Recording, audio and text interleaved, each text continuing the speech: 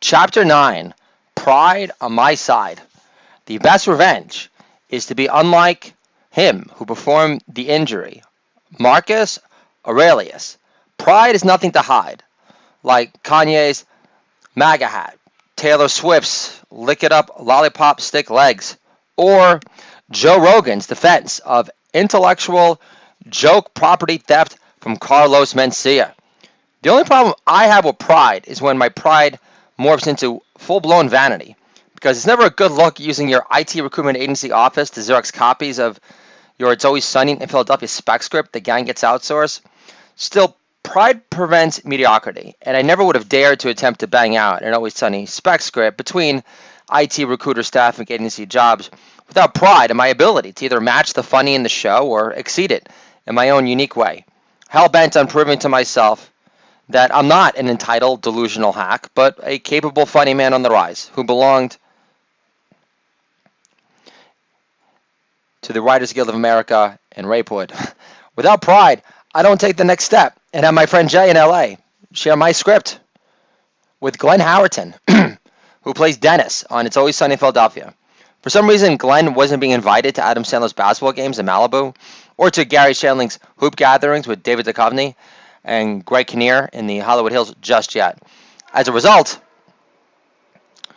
Glenn, only 2 seasons in back then, ended up playing pickup basketball with my friend Jay and his younger brother's Persian friends in the Sinai Temple Gym on Wilshire Boulevard instead. Believe it or not, Dennis went out of his way to kiss my friend Jay's ass over letting him play in their horseshit pickup basketball game. Outside of Jay playing the Maccabi Games, the Jewish Olympics, nobody from the Persian Nation at game, scoring employee discounts from working at Armani Exchange the summer after college doesn't count. Glenn took the script from my friend Jay, but he never came back to play ball at Sinai. My friends back east thought Glenn jacked the episode idea. I was flattered. He didn't. But without taking pride in my writing, despite my own mother telling me months later that she didn't respect my decision to pursue a career in comedy, I never would have been in striking distance of that knockout shot. Without pride, I never would have taken on the open mic at Bar 4 in Park Slope 3 months after I had died on stage. Pride motivated me to dig deep, write more jokes, do more open mics, and go after the bocce ball playing hipster hacks in attendance for my triumphant comeback. It was a packed room and I killed. Killing on stage is still the best feeling in the world. I get why Roseanne was ballsy enough to admit killing on Carson was a happier moment than the birth of her own children. After my killer set, I passed a hippie in a Deadhead shirt. His eyes danced in the dark as he said, "You're my hero."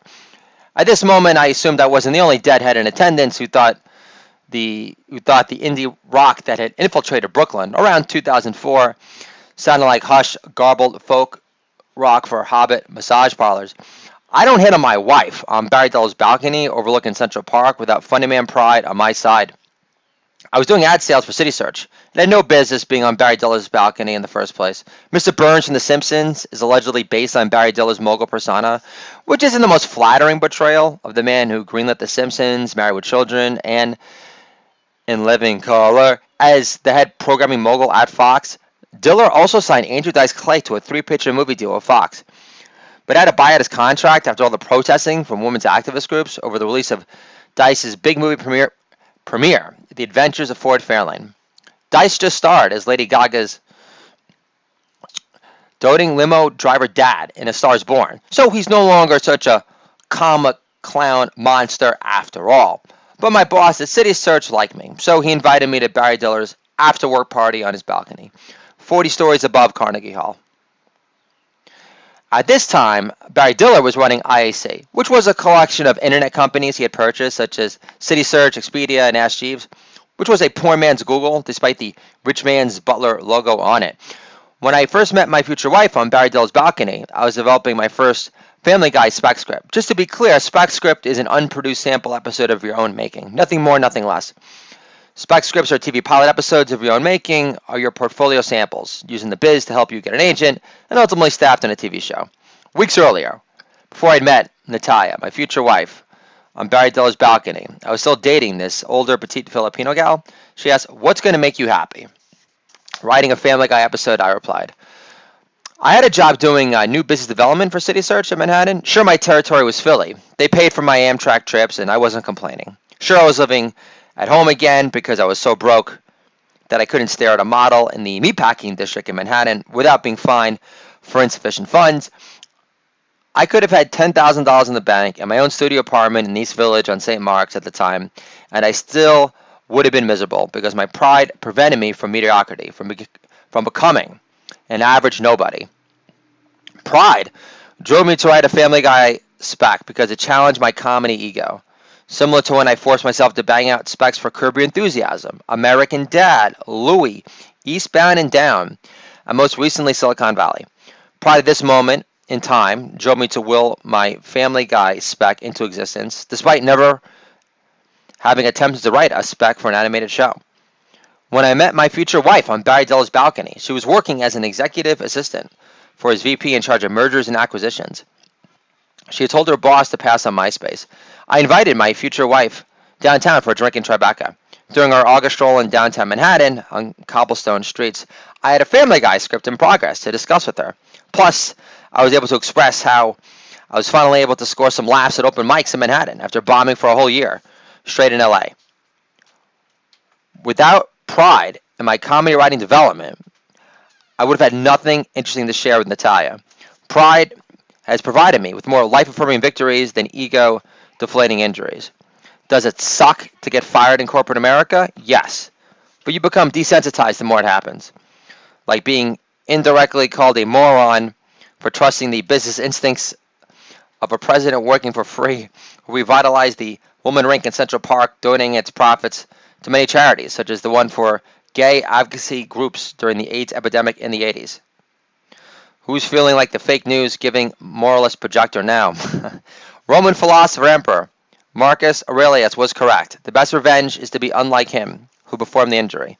In my case, to him who's done more harm than good isn't pride, but my vanity vagina.